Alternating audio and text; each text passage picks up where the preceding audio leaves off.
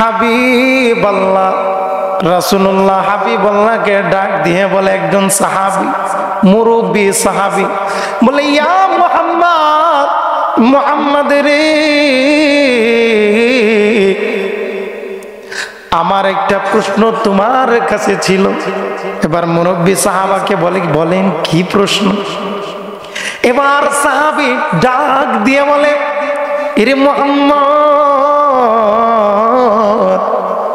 আমার যে প্রশ্নটা হইল, শুনলাম হাসর নাসর হবে, কিয়ামত হবে, এটা কি সত্য নাকি? এখন দিনের নবী, মায়ার নবী, তার প্রশ্নের প্রতি উত্তরে বলে অবশ্যই হবে, অবশ্যই হবে, কেন না? এবার ওই মুরব্বী সাহাবী ডাক দিয়ে বলে, এরে মুহাম্মদ, শুনলাম যে হাসর নাসর হবে, কিয়ামত হবে, ওই কিয়ামতের দিন, ওই হাসরের দিন একজন নাকি বিচারক থাকবে, একজন নাকি হাকিম থাকবে, একজন নাকি বিচারক থাকবে, কথাটা কি সত্য নাকি?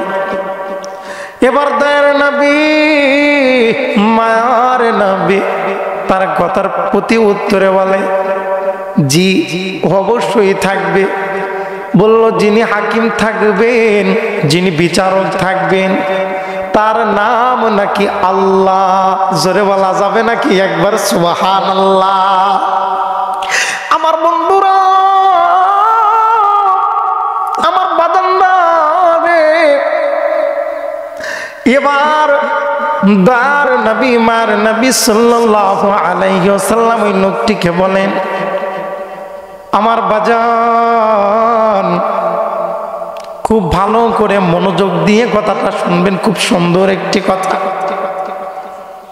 এবার দয়ার নবী, মায়ার নবী ওই লোকটিকে বললেন, যে আল্লাহর কথা আপনি বলতেছেন, যে আল্লাহর কথা আপনি একটু আগেই শোনালেন, সে আল্লাহ তো সে আল্লাহ যিনি আপনাকে সৃষ্টি করেছেন, যিনি আমাকে সৃষ্টি করেছেন, যিনি এই তামাম কুল মাখলুকাত পুরো পৃথিবীকে সৃষ্টি করেছেন। আমার বন্ধু, যিনি আমাদেরকে অসুস্থ রাখেন আবার সুস্থ রাখেন। আমার বন্ধু রে, এই কথাগুলো যখন ওই মুরব্বী সাহাবীকে শোনালো, সাহাবী বলে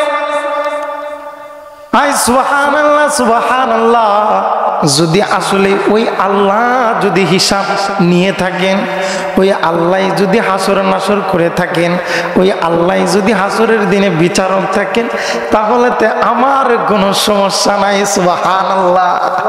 এবার বলতেছে, কেন আপনার কোনো সমস্যা নেই? বলে, আরে মুহাম্মদ, তুমি তো জানো না, ওই আল্লাহ খুব আমার খুব ভালো করেছেন, আমি আল্লাহরে খুব ভালো করে চিনি। জোরে বলা যাবে না একবার সুবহানাল্লাহ?